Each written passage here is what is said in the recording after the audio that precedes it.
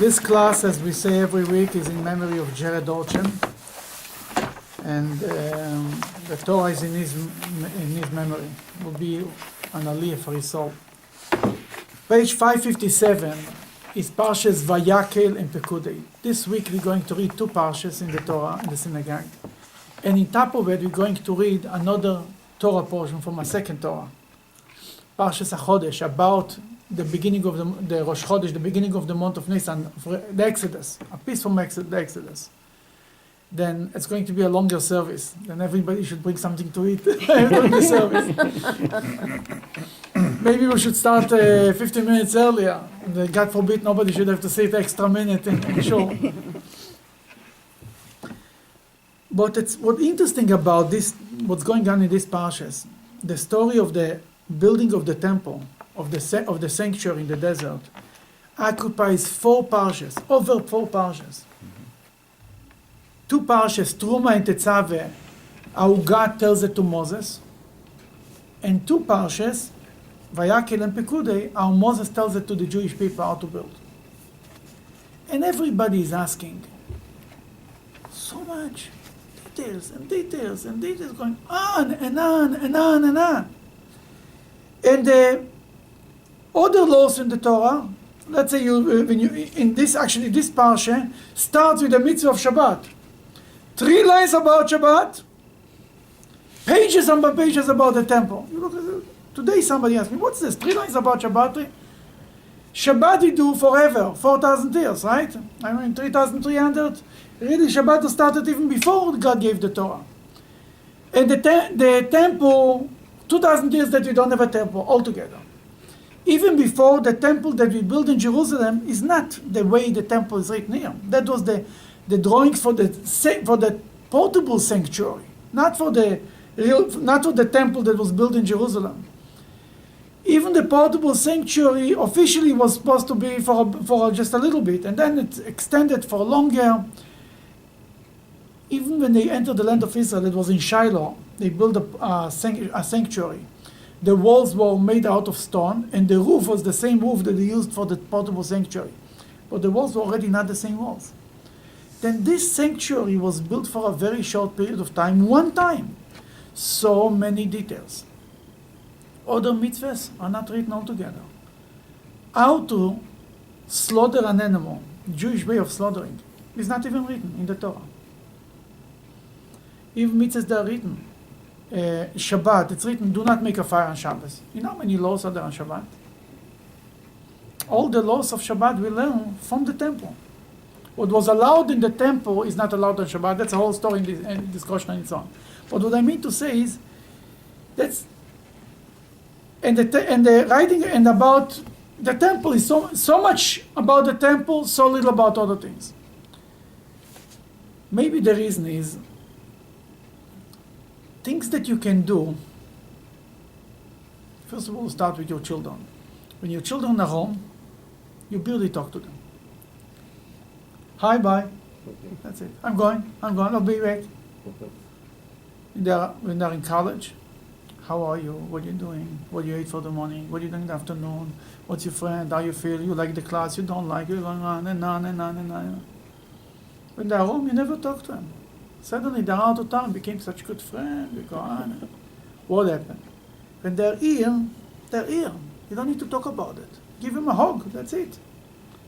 When you cannot do with them something, you have to replace it. You have to substitute it with speech, with words, because you cannot do it.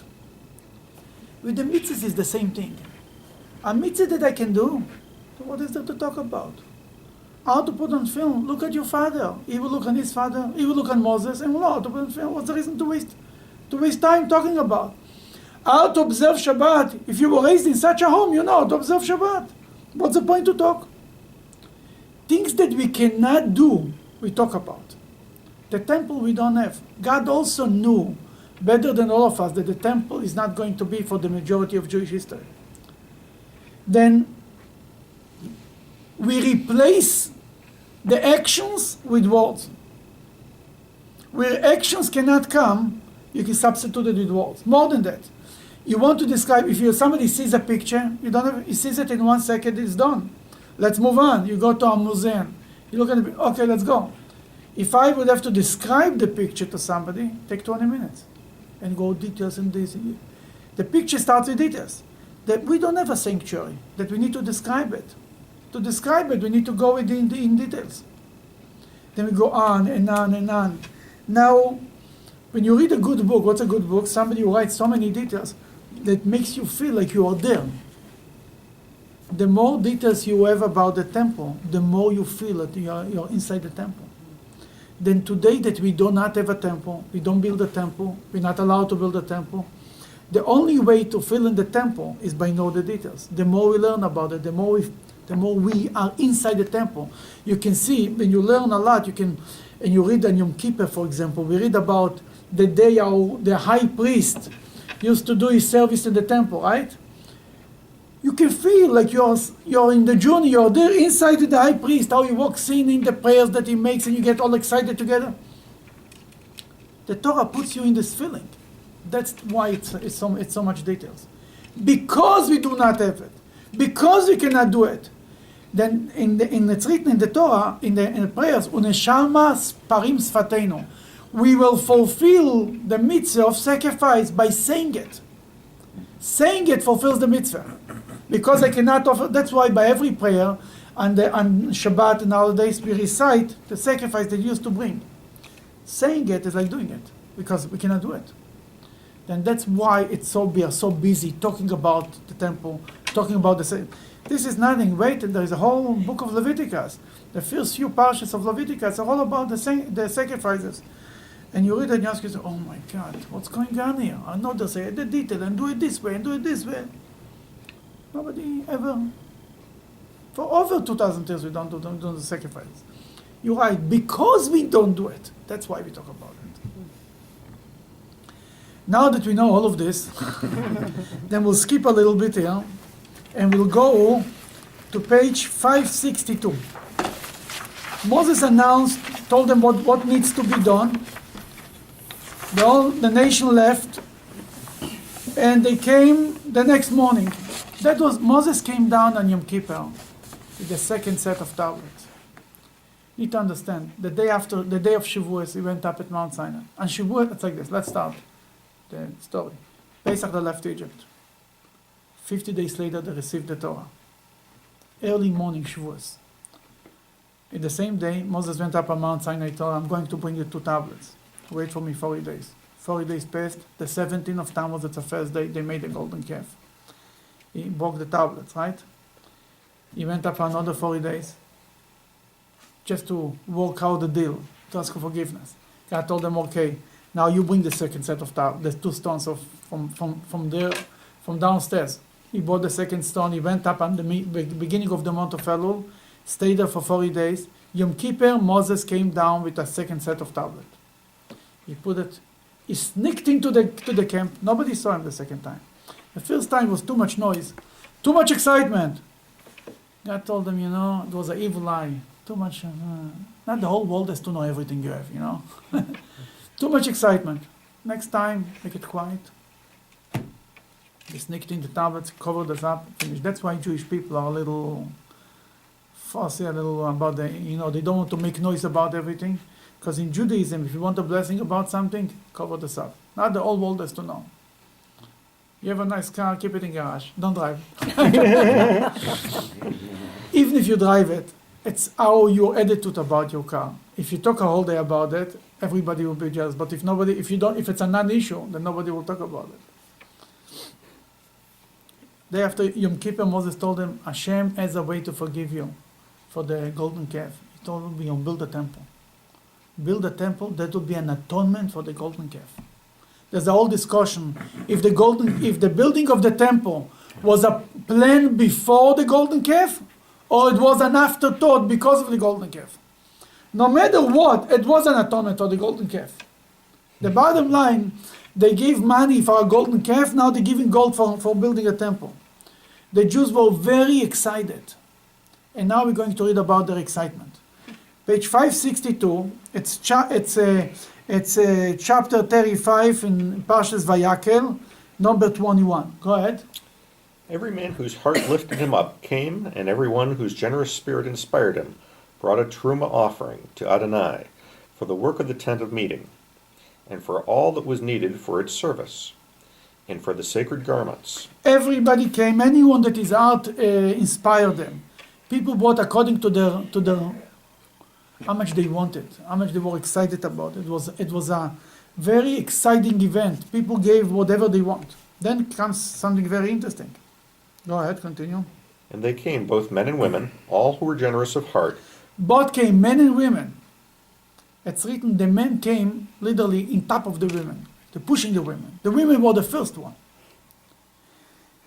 In the golden calf, the men gave the donations. Building the temple, the women gave the donations. How we know that the women were the first one to give the donations? Continue to read. What they bought?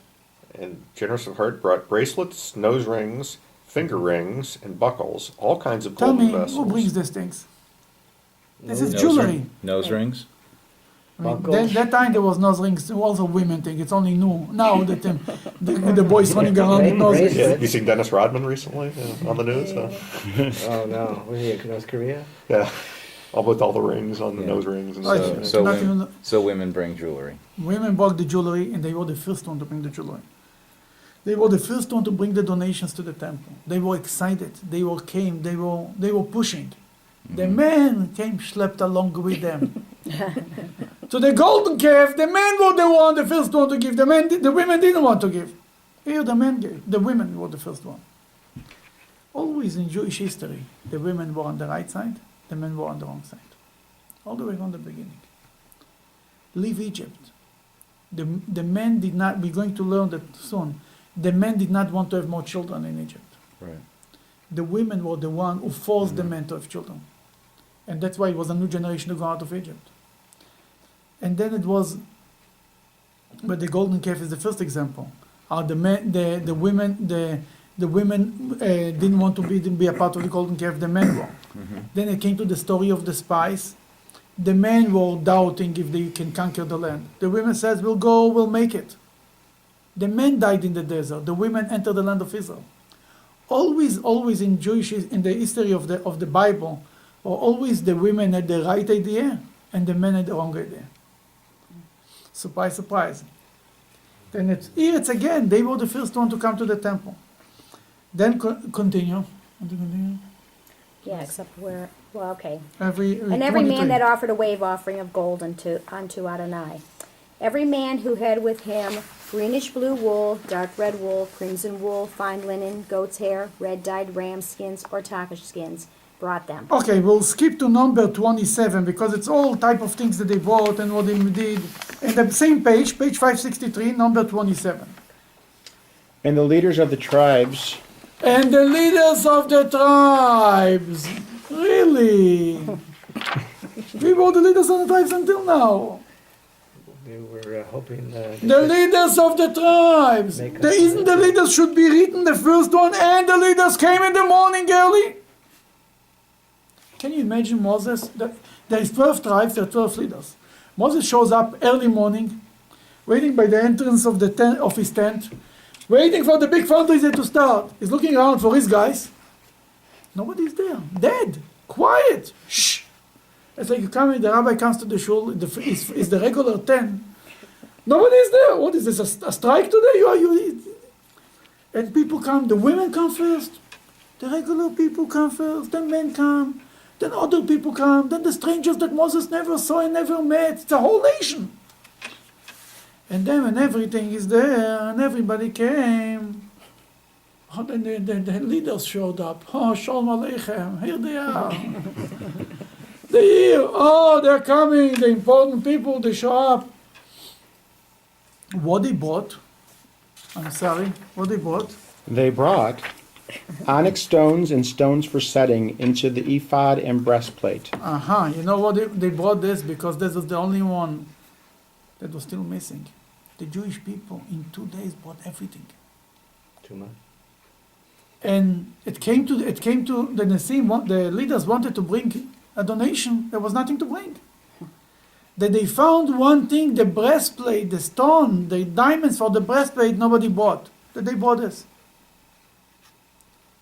Now we'll read the Rashi on page 563 that speaks about this story. 27, bottom of page 563, number 27. Like that cause you want to read? And the leaders of the tribe brought. Rav Nosson said, why did the Nessim see fit to contribute to the dedication of the altar first? You see something very interesting. It comes to the dedication of the altar. We're going to read in next book, Leviticus. You read that the leaders were the first one. Every leader of every tribe for the first 12 days, they were offered sacrifices. They started the temple. They were the first one to use the temple, to bring the first offering. It says there, we read them in the Torah, it says, we read them, they were the first one. Here, they read the last one. Obviously, something didn't work here. Go ahead. Whereas for the work of the Mishkan, Right. Whereas for the works of the Mishkan, they were not the first to contribute. But the Nishim thought as follows: let the public at large contribute whatever they will contribute, and whatever will be lacking, we will supply. Down here, we will supply. we will supply, right? Once the public supplied all that was needed, as he Okay, has then said. what is the logic? Rabbi Nosson says, Rashi brings, what is the logic of the leaders? They were not bad people. They were the leaders of the Jewish people. They said, let the people bring their donations, and we will write the check for the rest, for the difference. I wish I would have such a leader. Hey, we'll make the fundraiser. How much you missing? I have $1 million.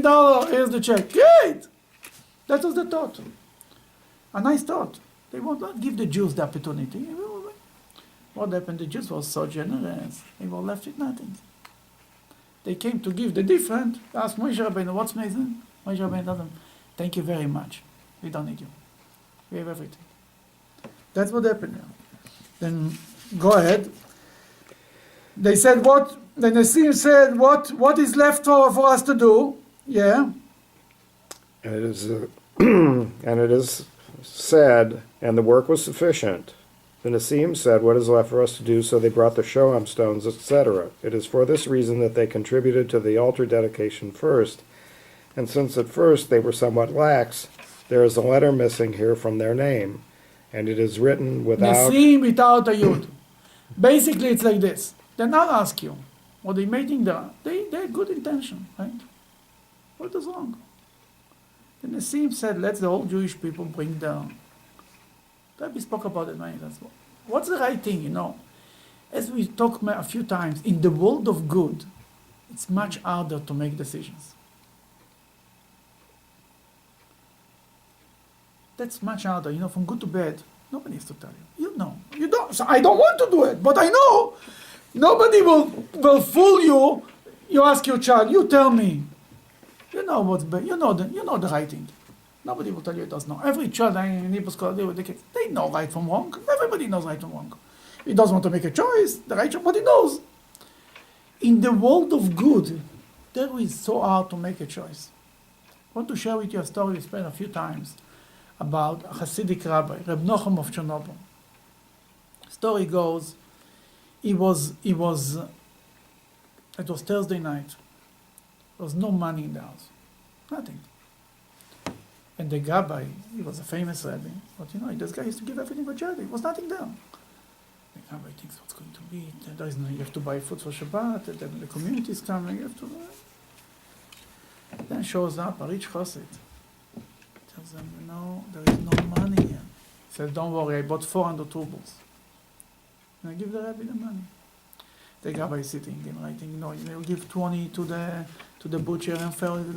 You pay off all the what he owes. It'll be beautiful. He obviously gave the rich chassid the first appointment, right? Who you give? The guy, the schlepper. He came in first, fine. Then was in the middle of his. Then he came and he left, and another person came, and another person came. Then Reb Nochem of Chernobyl had to interrupt his accepting people, and he heard them. He prays there, and he cries, and he prays.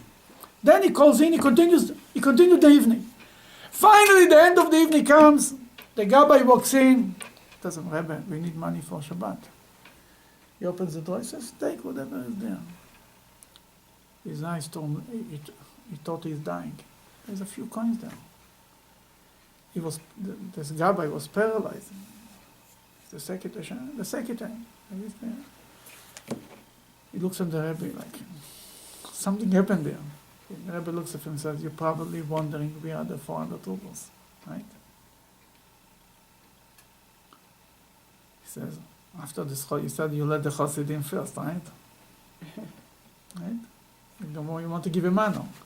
After him came in another Jew and told me, Rebbe, I need to marry off my daughter and I have nothing. How much you need? I need 400 rubles. I thought to myself, God sent me 400 rubles. For him! I wanted to give him the whole money.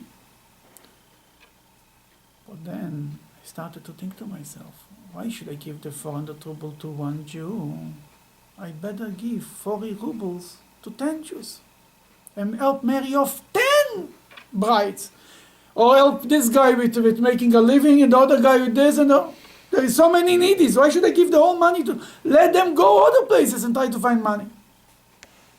And I didn't know what is the right thing to do. Then I stopped, I interrupted my sing people, and I sent them out, and I took a prayer book, Psalms, the book of Psalms, and I prayed to God, He should help me to make the right decision. Because in this case, there is only, not like people like to say, whatever you do is the right thing to do. No. Whatever choices you make now, there is always right and wrong. It cannot be both of them right. I know people don't like to hear it, but there is not. Within this condition, there is right and wrong. I know Americans don't like it, I know. There is right and wrong. There's no always, we did it, it's okay this. In America today, in secular world, everything is okay. If you kill somebody, it's okay. Everything is okay, everything is accepted. But even in good things, there is right and wrong. The question is how you know what's right and what's wrong. That's the question. Here he wants to give all the money for charity. The question is to give it to one person or to give it to 10 people. Finally, he said to himself like this. But for you to understand it, I'll give you another example that you better understand it, because people don't understand what I was talking about. It took me many years to gain into the mind of people to be able to understand what they don't. You get up Saturday morning, your wife tells you, let's go to show. You say, you know what, I'll go to visit my mother in Menorah Park. What's the right thing to do? What comes from the good inclination and what comes from the evil inclination? That's easy. It depends on, and if you're using the mother as an excuse to not go to shul, or How you, plan along. That the question is how you know yourself if you're using it as an excuse. More than that, maybe even if I use it as an excuse, I'm still going to visit my mother. Then what's the right thing to do? Should I go to synagogue or should I go visit my mother? What Hashem wants from me? What comes? There is one thing is clear. One thing came from the good inclination. One thing is from the evil inclination. The question is which one it is. It cannot be both of them are right. The answer is simple. When the idea to visit your mother came to you, did you plan last night? You told your wife, I'm going to visit my mother tomorrow? Or you plan to go to play golf?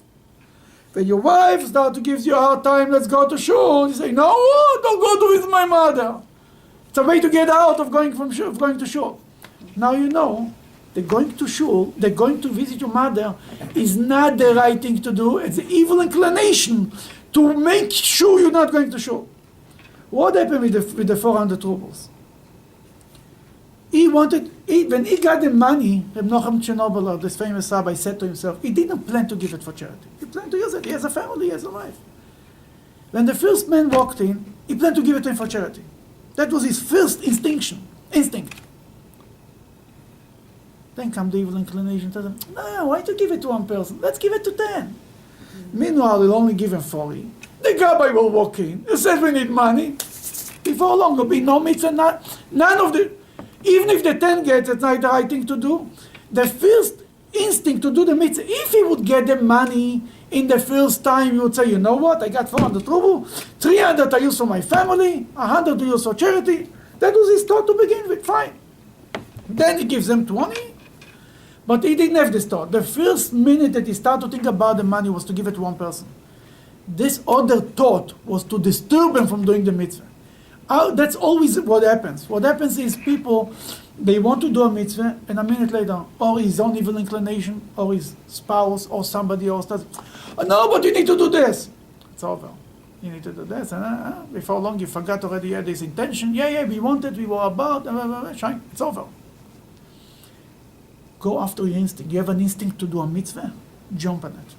All the logical explanations why not to do it comes from Amalek, comes from the evil side. And the same thing is with the Nesim. The Nesim had good intention, but it came from the evil inclination. Because when a mitzvah comes to you, the leaders have to show an example. When you're staying home, you're waiting until everybody will come. And if nobody will come, can you imagine if the Jews would come to each other and say, where are the leaders? There's something wrong. If nobody is there, maybe it's not exactly the way Moses said it. Can you imagine the disappointment that Moses had? He comes out, and not one face that he knows, that he recognized. All these big machers, nobody's there. And finally he says, the people that I never expect them to come and to donate and to be a part of this thing, they all showed up. He feels so good about himself. Baruch Hashem, the Jewish people, you can count on them. Then the leader showed up. Moses was nice, what another leader would tell him, go, we don't need you. That's what happened. When you have an opportunity to do a mitzvah, we have to grab it. Because if not, somebody else will do it. Hashem has his ways to accomplish what he wants to accomplish. In the story of the Megillah, we read there that he tells Esther, if you don't want to go to the king, God will find a way to bring salvation to the Jewish people. You will lose the opportunity. If Hashem wants to do something, he will do it. One way or another. It's up to us. God gives us an opportunity to be a part of a mitzvah. We don't want to use it. People say, I got involved in the community, then they came for me for another thing. The Mishnah says the reward for a mitzvah is another mitzvah. That's one of the meaning of the commentaries. Yeah, because you did a good job, God gives you a second opportunity and a third opportunity. If you're very good at work, they give you another job. If you're bad, they don't give you anything. So no, don't give them. It was always a schlep, and you never got anywhere. But if you're good, this guy's good. Give him a promotion. God gives us a promotion, and we say, no, too much. What too much? Are you saying that this that the Nesim. the Nesim wasn't? It sounds to me like their first instinct thought was to wait. Not always the first instinct is the good instinct. Sometimes it's the way to choose it. What I mean to say is, in the world of good, even good intention is sometimes the wrong choice. And people think, when we spoke before about this, God give us a new spirit. God will take away from us the evil inclination. Still, the free choice. Even with the world of good, without the evil inclination altogether, to make the right choices, you have to be smart. An example: you want to learn Torah with a group, or like to learn very intelligent people, or to learn Torah with children that have to teach them Anishtana. Everybody can do it. Don't you waste my time? I'll go teach things in Kabbalah. Ich weiß was. This little kid's not my business. The question is, what's God's business? What God wants from you, not what you want. It's not about what I want, what I enjoy. It's not even a discussion what I need and what I want. What God wants from me now. That's the question. Mordechai, when it was the decree of Purim, he gathered 22,000 Jewish children and learned Torah with them. Mordechai, the leader of the Sanhedrin, the big macher, he was the advisor of the king. He can send, you go, he will appoint a few people, and he will be busy with the important thing. Obviously, that was the important thing. The Baal Shem Tov, before he became the founder of the Hasidic movement, was an helper to a preschool teacher. Not the preschool teacher. It was the helper of the preschool teacher. His job was to pick up the kids from home. In the Shtetlach was a lot of mud.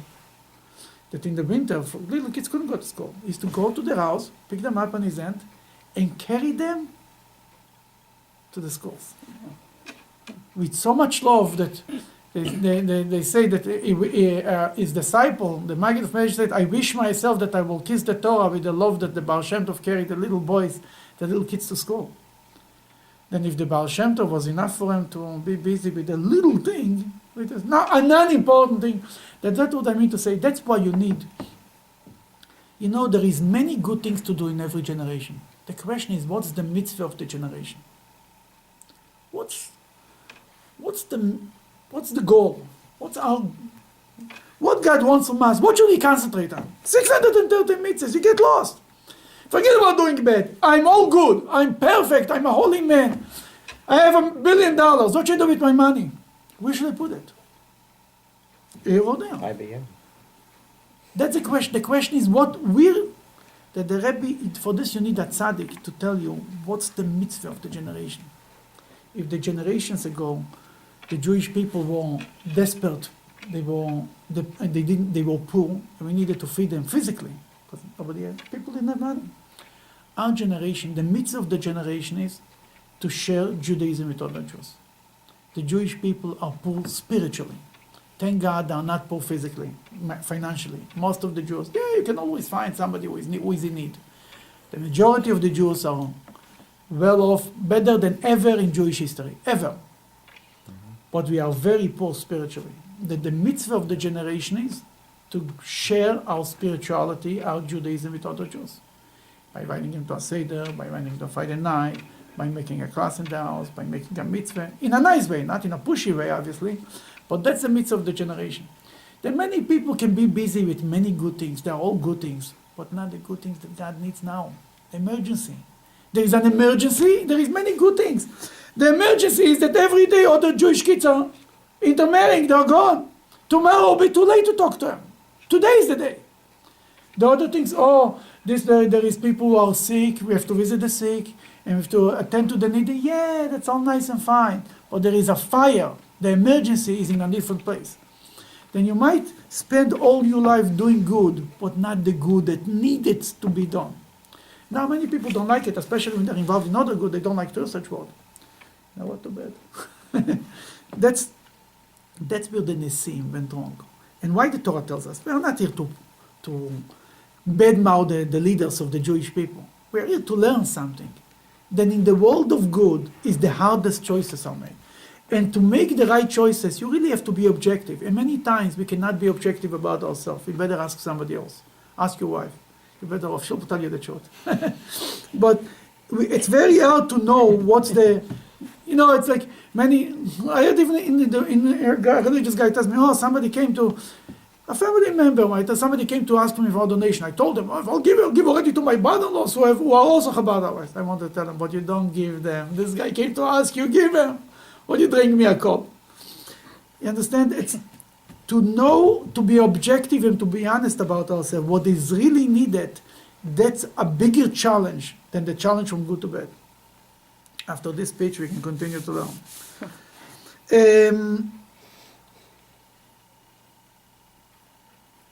The next thing I want to learn with you, okay, we'll continue page 564, number 30.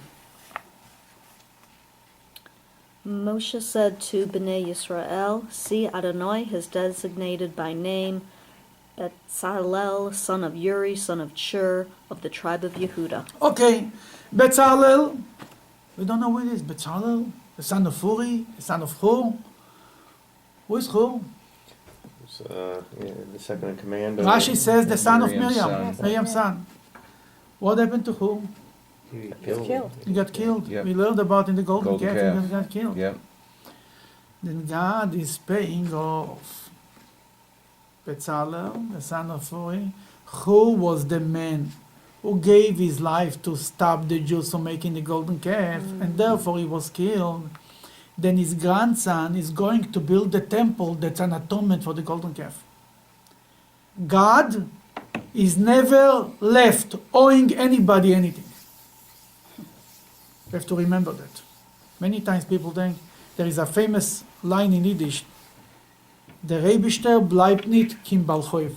Hashem is not left to be to owe anything to anyone. It might take a few days, might take a few weeks, a few months, maybe a few generations. God will pay you off.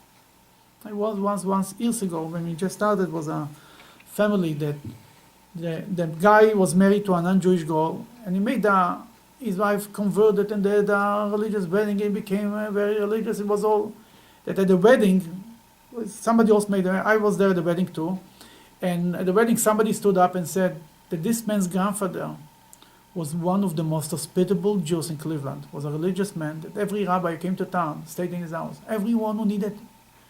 And he said, God doesn't left owing anybody to anyone. God pays off. Earlier or later, God will pay you off. Here is a perfect example. Bezalel is the one who is building the temple because his grandfather gave his life for the temple. Why I'm saying it? First of all, sometimes people say, I do so many good deeds, nobody recognizes me, and nobody appreciates it, and nobody saw. You know what? Don't worry about this. These human beings who don't recognize and don't see. God recognizes, God knows, and God will pay you off. And another thing is, sometimes they see another person who is very successful. And you ask yourself, does he deserve it? Why my neighbor is so successful? I'm more righteous, I go to shul, I do this, and he's not, and he's a bad guy. Yeah, maybe his grandfather saved a life in the Holocaust. Your grandfather was not there, we don't blame you, mister. But he's benefiting from his grandfather's mitzvahs, from good deeds. God pays whenever he decides is most needed. He keeps your mitzvahs, and he says, I'll give it to you when you really need it. And this is a perfect example of that. Bezalel was the one to build the temple. He was a great nephew of Moses, right? Who is the son of Miriam? Miriam is Moses' sister. He's great nephew of Moses. On one end, from his father's side, he was from the tribe of Judah. From his mother's side, he was in the tribe of Levi. The Levites, Moses and Aaron are Levites. And he was appointed. Together with them, on page 565, number 34, together with them. Go ahead. Yeah. Number 34, and the ability to instruct he stilled in his heart. He, Bezalel, and Oholiab, the son of Ahisamach of the tribe of Dan. Oholiab. Who is Oholiab? How he came to the picture? Who knows him? Somebody from the tribe of Dan. You never heard until now from the tribe of Dan. But first of all, the Medrash said that the Jewish people started to... Moses is appointing only his family. He's the high priest, he's the king, Aaron is the boss, his great nephew is building the temple. It's a family business. But God told them he should appoint Oholiab. Why? Who is Oholiab? Oholiab, Rashi says, number 30, in the bottom of page 565, number 34. We'll read the Rashi and the Oholiab. Go ahead. He was from the tribe of Dan, one of the lowliest of the tribes, one of the sons of Yaakov's maidservants. Okay, in the Jewish people, like in every nation, there is the elite, there is higher and lower. No matter how much we try to make everybody equal, the realities are realities. God created people who are higher and lower, rich and poor, rich in knowledge, who give to the poor in knowledge, rich in money, who give to the poor in money. The world is created of givers and takers. Communism tried to make everybody equal, and they made everybody poor. That's what they accomplished. That's the world. The Jewish people is also the higher tribes, the tribe of Levites. Then it was the tribe, Jacob had 12 sons from 4 wives. 8 of the children were born, 6 were born from Leah, 2 were born from Rachel. That's 8 of the sons, 8 of the tribe. The other 4 were born to the two maidservants, right? Bilhah and Zilpah. Dan is one of the maidservants' children. That naturally, in the Jewish people, they looked at them lower. They were from the lower level, if you want, for whatever reason. God says, to build the temple, I want one from the top and one from the bottom, together to build the temple. Why? To show that in the eyes of God, everybody is equal. Why we needed to show here? Because people gave donations not equal. When everybody gives donations equal, everybody gives a half a shekel. Then it's clear that everybody is equal right in the temple. But the temple was not by equal right. People gave as much as they want. That a person who gave very little feels that he doesn't have a connection. That God made it the two leaders should, the Rebbe explained it, because not everybody gave the same donations. Why not everybody? You cannot build a temple from half a shekels, with all due respect. It's all nice to make everybody equal, but the realities of life is it will not be enough to build a temple. Then to build a temple, you have to have a big fundraiser. People will give more. That's the reality. Then the people who give less feel bad. That's why he appointed two people, from the highest and the lowest, and to show that ultimately comes to build a temple, everybody is equal. You're right, he gave more, you have a bigger mitzvah, but everybody has equal right and equal ownership to the temple. And that's what Rashi continues to say. Yet God equates him to Bezalel regarding the works of the Mishkan, and Bezalel is from the greatest of the tribes. This tends to fulfill what is stated. He does not recognize the rich over the poor. God does not recognize the rich, that's it, the rich over the poor. To make this point, God made it this way. Therefore, there is Bezalel and Oholiab. Everybody, to give everybody, nobody should be able to say, I do not have a part in the Mishkan. I'm not important enough, they don't want me there. Hashem appointed Oholiab, don't tell me no, you are not wanted. Everybody is wanted, everybody is welcome, everybody can come and do it. Is it because that, I would think we would know this, but is it because that every Jewish person has a godly soul? So it's got to be... Ultimately, everybody is important. some 9 quality rich there. people cannot make a minyan. They need the 10th guy, even he's a schlepper, he has to make the minyan.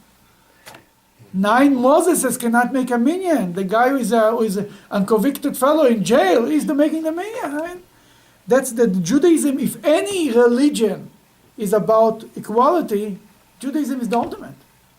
That's what the good thing about the synagogue.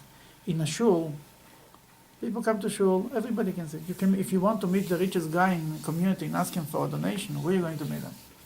He's busy, he's out of town, he cannot get an appointment. In shul, everybody is there. No appointment, no secretaries, nobody can protect them from you. Everybody can go to everybody.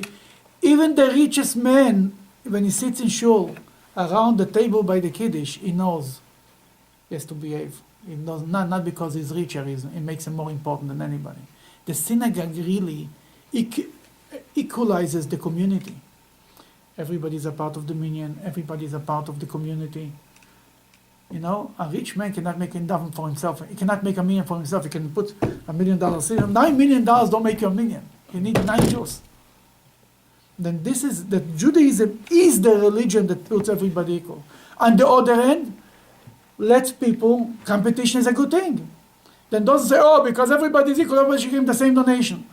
Yeah, it comes to the sacrifices, everybody gives half a shekel. But comes to other donations, everyone, God, the Torah recognizes and says that God created rich and poor.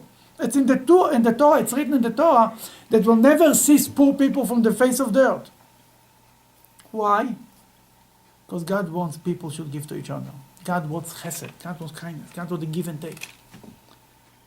There is a prayer in one of the Chabad rabbis, the Rabbi Maharash he was called. It was after the pogroms in Russia. He went to St. Petersburg to make a fundraiser. He called all the rich people in the community. And he said, there is communities and villages destroyed completely. They came and they destroyed the business. People are homeless, they have nothing. We need to help them. And he saw that the people were like fetching. Yeah, we'll see, we'll talk. It's not moving. And he says like this. He tells them, I'll sell you Advar Torah. He tells them. He says, it's written in the book of Psalms. There is like a prayer for Moses, a prayer by David, right? There is a prayer by the poor man. Tfilah le'ani. It says, what is the poor man praying to God? You know what he's saying to God? I'll tell you what he's saying to God. He tells him. The poor man tells God, God, I know you created rich and poor because you want givers and takers. I know. But why me? I'll be there. I'll be the giver. Why the taker? Then God listens and he checks if the givers are fulfilling their mission. If the givers fulfill the mission, he continues the system. If not, he might change around. And these guys heard it. They understood right away what the Rebbe is telling them, and they all were very generous. Then God created rich and poor. It's not only about money, it's about knowledge, it's about, you need a teacher. To make a child, you cannot do yourself. You need somebody else. A husband and a wife. Two people can make a child. God wanted people giving and taking, the kindness in the world. And that's why God created this way. Then comes on page 566, number 4. Number 4, all the wise men came who were executing all the holy tasks, each and every man from the task in which he was engaged. They said the following to Moshe, the people are bringing too much, more than is needed for the tasks, which Adonai has commanded to execute. They came to Moshe and they said, people bring too much. What do you think about it? Was it a good thing too? What do you think? That could be bad Mr. too. Todd? They're wise men. They're wise men. You bring- That's the problem. They're too wise. I mean, did anybody ask them to bring to give them an inventory? They were called to do the work, right? They come to Moshe and oh, Reb Moshe, there is too much. Maybe Moses wants to start an endowment fund. I don't know what. Who asked you to give Moses advice? Above it says Moshe called to Bezalel and to Oholiab and to every wise-hearted man, What- whom Hashem had endowed with wisdom in his heart. I know, but all the wise men, he doesn't say Bezalel. He calls them the wise men, the Oiber Chochems, the people who think they are too wise, smarter than Moses. Too much. Then Moses was forced to do what? They said to the following to Moses. We are number 6. Go ahead, continue. Moshe commanded, and they proclaimed throughout the encampment, saying, let no man or woman bring any more material for the sacred offering. And the people stopped bringing. Okay, Shekoyach. What he accomplished? The people did not have any more the opportunity to do a mitzvah. So it was a mitzvah not to do a mitzvah. I'll tell you something. Moses commissioned them to do the work, right? Not to give his advisors, to tell them what to do. Too much work? Who asked you? You know, we will see a similar thing. Where somebody also gives advice to Moses. Jethro. Jethro comes to Moses, he says, Moses, you will not be able to handle the whole Jewish people. You know, delegating doesn't take a genius to come up with this idea. You think Jethro, but it's like we need at least, Moses was thinking, I need my father-in-law to come all the way from Midian to give me this advice. He sent them back home right after this advice. When the Jews come and say, we have too much, then when the blessing stops. Where we see it? We see it in a story with Elisha the prophet. Elisha, there's a story about a woman came to Elisha, she said, I owe money and I don't know, they want to take my children as slaves. And he says, what do you have in the house? He says, I have oil. He says, okay, go collect all the vessels. She came, she collected, she stopped, boom. Then it's written like this. And the son says, there is no more vessels. And then it's written, the oil stopped. When you say there is no more vessels, then the oil stops. We stop the blessing. Oh, I can take it. Oh, fine. Oh, stop to talk. If Moses says too much, it's like you're teaching, it's like Moses came up with the idea, right? He was just for 120 days at Mount Sinai, he didn't eat and drink. He made it, right? And he's smart enough like you guys. No, we have to help him, there is no. He asked you to give your inventory, he asked you to tell you how much is there. Don't stick your nose, you don't belong. Don't give God advice, that's the point. God tells you to do something. Hasidim by the Rebbe never gave, the real Hasidim never gave the Rebbe advice. Just to say, if you will need to know, he will figure this out. He doesn't need my advice. There was even guys that the Rebbe is asking a question, they didn't even answer. So the Rebbe doesn't need my answers. He knows. For sure to come on your own initiate and give advice. Like, here is a perfect example. Maybe we would still have from the money that they collected that we could build a temple here. Like, here. Who told you to stop him? You ever saw a rabbi ever says that's enough? What is this? Imagine if they'd invested it at that point. Well, how much it would be worth now? Yeah, it would be best. That's my take to this story. Nobody asked them to. It's too much. The Jewish people stopped to bring, and then they started to build the temple. And then I want to show you, while they were building the temple, that's all details how they build and this, and it's beautiful. And they made the basin. Oh, here it is. Page 575. It's chapter 38, number 8.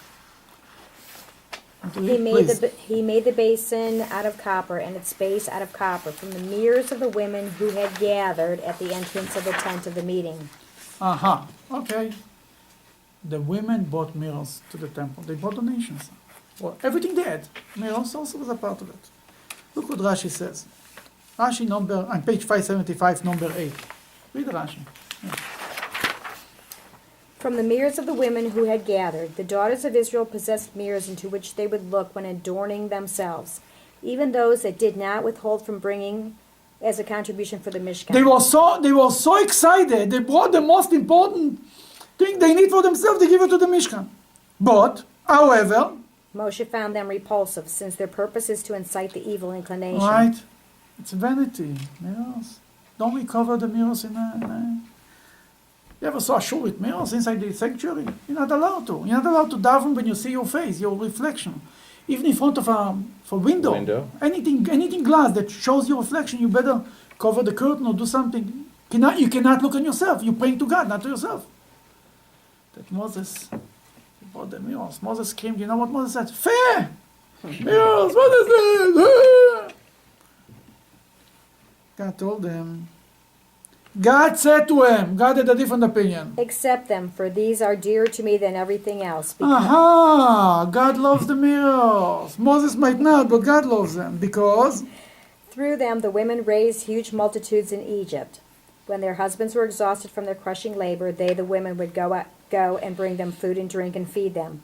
They would then take the mirrors, and each one would look at herself and her husband in the mirror and entice him with words, saying, see, I am more beautiful than you. Okay, let's stop right here, and then we'll continue. In Egypt, the Jewish men gave up on having children. To have children, to be thrown into the river, to work, to be slaves, who needs it? More than that, the men were not home. The whole agenda of Pharaoh was to make sure that the Jewish people do not have children. One of the ways was to kill the Jewish babies. He knew that that's how they will start to have it. The other way is they didn't allow them to bathe themselves in the river, in the Nile River. That the women, to a point, used some version of mikveh. And that was the only way to, he said, you're not allowed, you're contaminating the water. That's why the first plague was what turned the river to blood. You tried to make sure that the Jewish woman cannot get rid of the unpure blood, you will have your own water into blood. That the whole agenda, if you look good, what Pharaoh tried to do is to reduce the numbers of the Jewish people. That he kept the men at work, at the field. They never came home. And they didn't want to have children. The women used to beautify themselves, prepare a nice supper for her husband, go out with a mirror, say, look how you look, look how I look. Now continue the Rashi on page 576 in top of the page. Thereby awakening their husband's desire, and they would cohabitate with them. They conceived and gave birth there. As it is stated, under the apple tree did I arouse you. That is the intent of what is said by the mirrors of So what? Okay, thank you. Basically, God said, these mirrors that the Jewish women did, and they, more than that, you know what Sovot means? God says, if not for these women, wouldn't be a new generation to come out from Egypt. Who would take out from Egypt? A few old men? Who would take out from Egypt? They made sure it would be a new generation.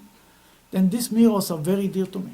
Basically, the act of the Jewish woman in Egypt, that they continue to have children, despite all odds and against all odds. It didn't make sense to have children in such a situation. And they continue to have children. God said, this is what I want to remind to everybody who comes to the temple. They are so dear to me, these mirrors. And I love them and I want them, you should put them in the temple. That's why there is a Talmudic statement, because of the merit merit of the righteous woman, the Jewish people left Egypt. When I was a child, I thought that what's the merit of the righteous women? They were saying Tehillim, they were praying, they were helping other old people. No. This is what we're talking about. Seducing the husband to have children in a time that it doesn't make to have a child. They're like a Holocaust time. You want to have children now? Are you crazy? They continue to have children. That's fate. That's why there was a new generation. That because of Jewish women we left Egypt was the redemption from Pesach. Because of a Jewish woman was the redemption of Purim, Esther. Because of Jewish women was the redemption of Hanukkah. It's a story of Judith. It's a different story. And that God said, I want this mirrors here. What they made from it? They made from it a basin for washing the hand. On the way to the temple, you see, you're reminded why you're so holy, who is doing it. That your wife who is home maybe, and taking care of everything. That's why you can go to the temple. Then what it looked, again, all of this, what you learn today, is what it looks in one way, it's actually the other way. If it's between the leaders of the tribe who had good intention, if it was every time when we thinking then the right thing is one way, actually the right way is the other way. And that's we have to look deeper always. The mirror tells us that there is another layer behind the mirror. That's what makes it a mirror. There's always something deeper. And before we jump and we become so holy, we have to look and to see what God wants here, not what I want here. And then we have here a few more minutes. We'll go. That's the whole Parsha of Vayahel. That's only the first Parsha. Is about then the second Parsha, 579, is Parshat Pekudei. He says the numbers, the accounting. Moses gave an accounting of all the things that was received. He told them how much gold came and how much silver and how much everything. What he made from the gold and what he made from the silver and what he made from the copper. It's not written what Moses made from the gold. It's only written what he made from the copper and the silver. The saying goes, the people who gave the gold don't ask questions. The big donors, they trust you. They want you to turn this around, to make it happen.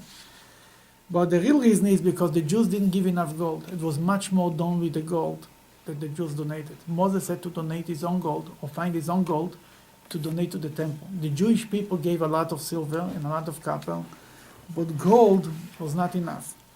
It could be. They used it up before. I just thought about it.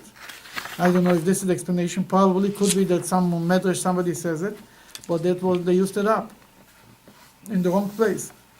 When you use something in the wrong place, it's gone. It's not there anymore. The whole second parsha is about this. And then by the end, when they finished to build the temple, they came to Moses.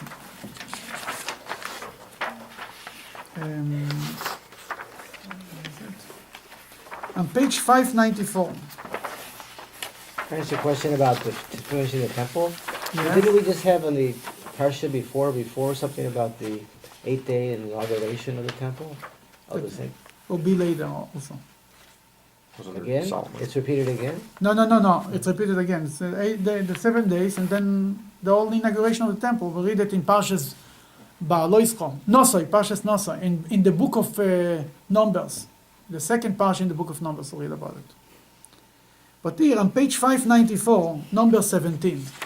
You want to read? Sure. It was the first month of the second year, on the first day of the month, that the Mishkan was set up. Which month is the first month? Nisan, the month before Pesach. This coming month, Rosh Chodesh Nisan, in a few days, next week. When is Rosh Chodesh? Which Tuesday. day? Tuesday, next Tuesday. A week from today will be Rosh Chodesh Nisan, the day that they established the temple. It's written in the Medrash that they finished preparing the temple. They started Yom Kippur, right? After Yom Kippur. They finished everything on the 25th of Kislev. 25th of the Kislev later became Hanukkah. Mm-hmm. But God says, I want to wait. I want to start to build to establish the temple on the 1st of Nisan.